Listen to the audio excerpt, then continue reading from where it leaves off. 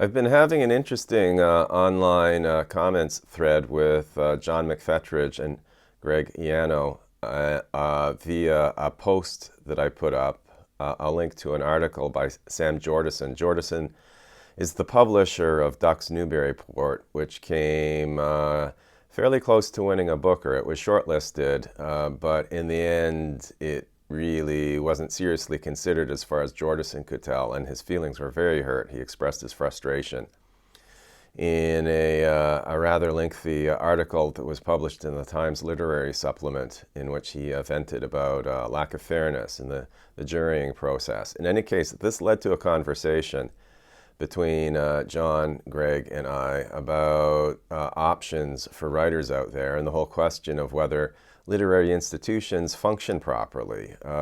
Greg and John both argued that literary institutions, cultural institutions generally, are crumbling.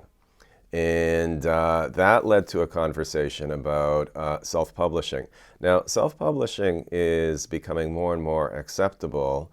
It's a bit of a double-edged sword. What it means is that the author has to do absolutely everything.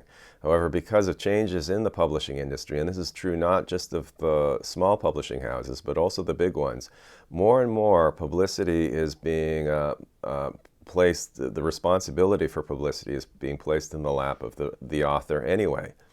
And publishing houses more and more seem to be acting like a liaison between printing companies and literary agencies, and are sort of acting as middle people, so to speak, in terms of cultural production, which raises the question of whether self-publishing perhaps is a more honest way to produce work. Now, I realize that this will offend the feelings of some publishers who are out there who are hardworking on behalf of their authors, and this is not intended as a slight toward them.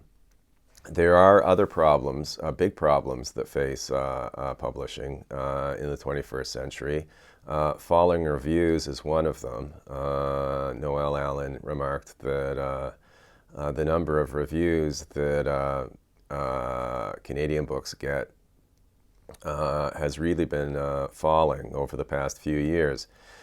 Nevertheless, I think that part of what is happening in Canada, specifically in Canadian letters, is that there is a problem with reaching audiences, with the prizes and reviews traditionally having been a conduit to reach those audiences.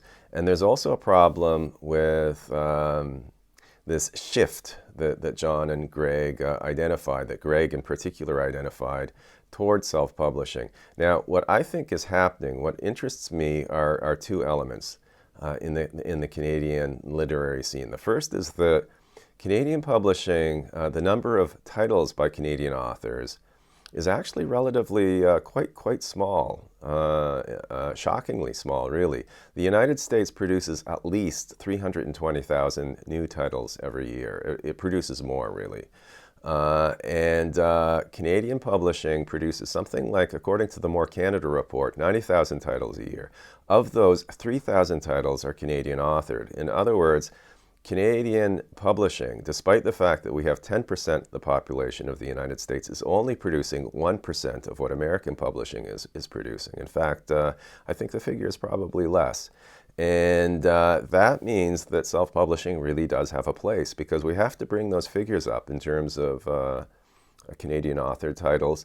And I don't see any other options besides self-publishing. The other point that I'd like to make is that self-publishing actually has been accepted for a long time in Canadian literary circles by arts journalists, but it can't look like self-publishing.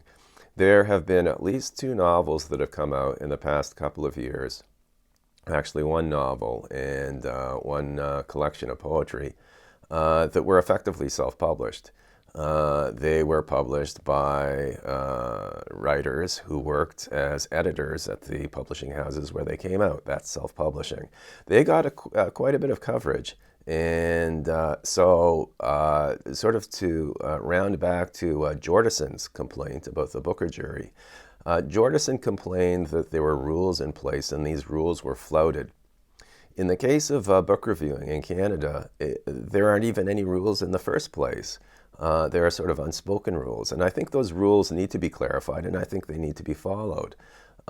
We need to know exactly what the rules are in terms of getting arts coverage in Canada, and why it is that some kinds of de facto self-published works get coverage, whereas explicitly self-published books do not.